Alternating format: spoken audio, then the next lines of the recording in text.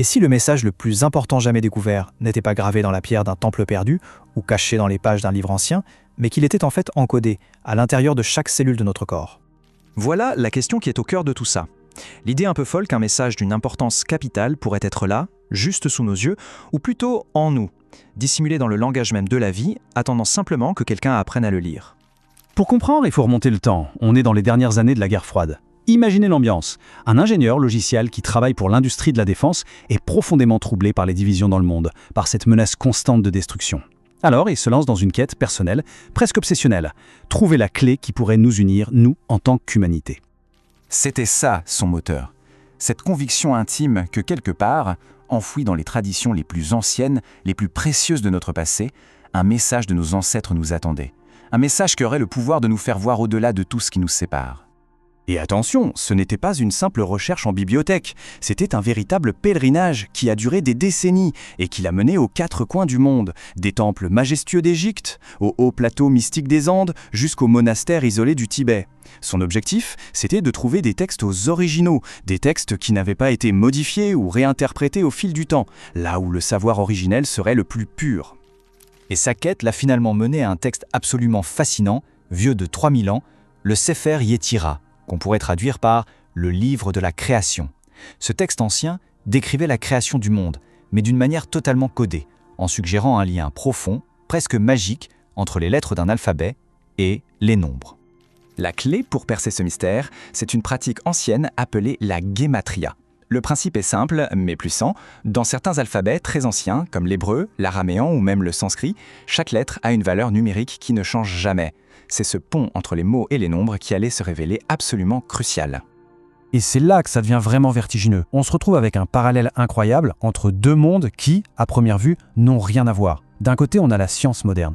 Elle décrit la vie avec des éléments chimiques, le carbone, l'oxygène, l'azote, chacun avec sa valeur numérique, comme sa masse atomique. Et de l'autre côté, on a ces traditions millénaires qui faisaient exactement la même chose, mais avec les lettres de l'alphabet comme briques élémentaires et la guématria pour leur donner une valeur. La question qui se pose alors est immense. Et si ces deux langages, celui de la chimie et celui du mysticisme, parlaient en fait de la même chose?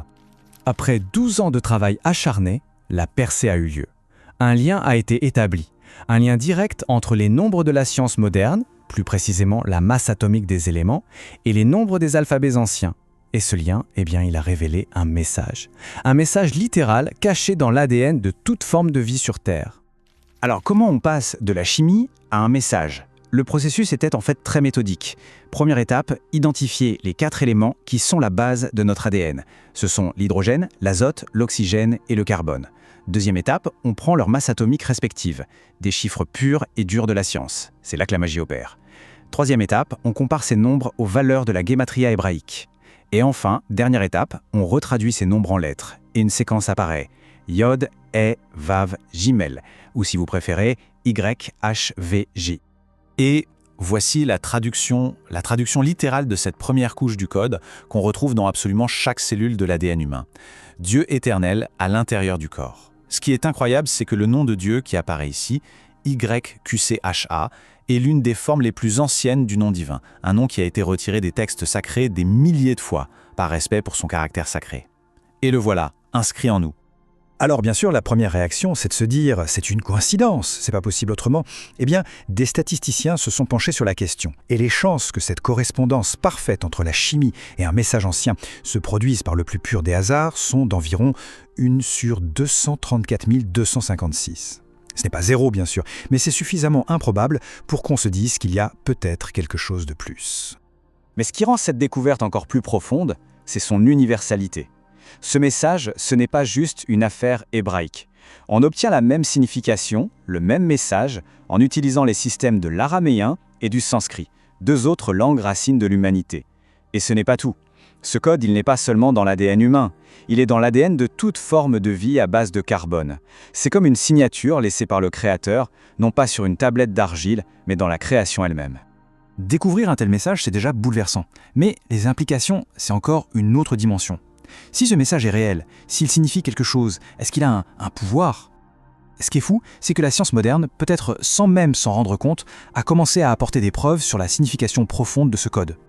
Prenez cette première expérience, par exemple. Des scientifiques russes ont pris un récipient et ils ont enlevé tout l'air pour créer un vide quasi parfait. À l'intérieur, il ne restait que des particules de lumière, des photons qui se déplaçaient de manière totalement aléatoire, chaotique. Mais ensuite, ils ont placé un échantillon d'ADN humain dans ce récipient. Et là, quelque chose d'incroyable s'est produit. Les photons ont arrêté leur danse désordonnée et se sont organisés. Ils se sont alignés pour suivre la forme exacte de la double hélice de l'ADN. L'idée est folle. La matière dont nous sommes faits a un effet direct, un effet organisateur sur la matière qui compose notre monde. Et ça va encore plus loin. Une deuxième expérience, menée cette fois par l'armée américaine, est encore plus déroutante. Ils ont prélevé de l'ADN sur une personne et ils ont isolé cet échantillon. Le donneur, lui, se trouvait dans une autre pièce, parfois même à des centaines de kilomètres. On lui a alors demandé de ressentir des émotions très intenses pendant qu'on observait son ADN à distance. Le résultat est juste stupéfiant. Quand la personne ressentait de l'amour, de la gratitude, son ADN se relaxait, les brins se détendaient. Mais quand elle ressentait de la colère ou de la rage, les brins se contractaient, se resserraient comme un nœud.